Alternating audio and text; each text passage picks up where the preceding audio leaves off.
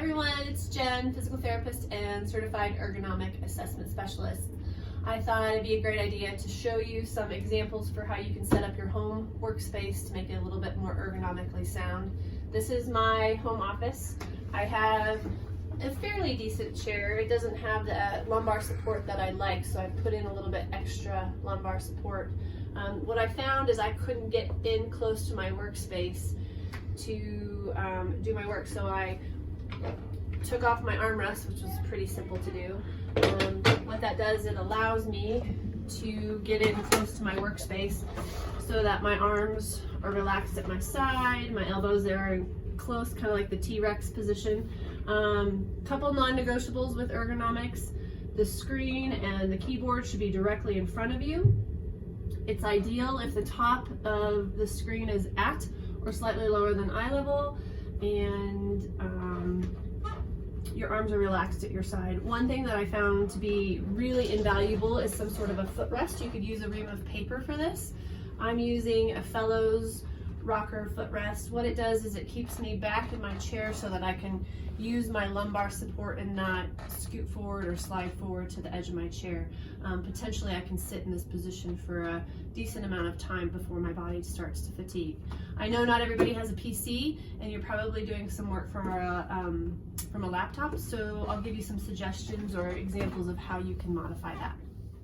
Many of you may also have students that are trying to work from home, and the amount of screen time has increased dramatically. Noticed the forward head and text neck that's happening at her neck. This chair's not supporting her back. When she goes to use her Chromebook, why don't you show us how you use your Chromebook? Notice the slouched position, the contact stress for her arms, the screen's way too low for her vision, and her legs are just not supported. By using some found objects in the house, like this shipping box or a ream of paper or this extra keyboard and mouse from an old computer and a pillow, I'm hoping to improve her posture at her workstation. Look at this. By using a few simple objects, we've drastically improved her workstation. Now her screen's up to a better position to put her head in neutral. Her keyboard allows her arms to rest at her side with her elbows and wrists in neutral. She's got some lumbar support provided by this pillow, and her legs are supported to prevent her from sliding out of this less than optimal chair. When it comes to the phone though, it's really difficult to keep a neutral spine when texting, but as you can see, when she FaceTimes, she just elevates that phone or props it up to keep her neck in a more neutral position. She can potentially sit here longer with less stresses to her body when she's doing her work. Look, even her dad's applying some of the ergonomic principles to his workstation.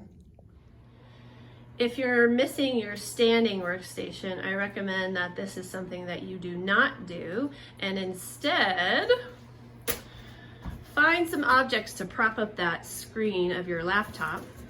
Get your extra keyboard, hook that into your laptop, prop that up onto some boxes, as well as the mouse. That way you put your head and your neck into better alignment. One other thing we've found is our anti-fatigue mat that was at the sink. We've moved it over to allow him some more time to stand. I recommend standing for things like returning emails or reading for extended periods of time, and then the more concentrated work you can do when you're in sitting.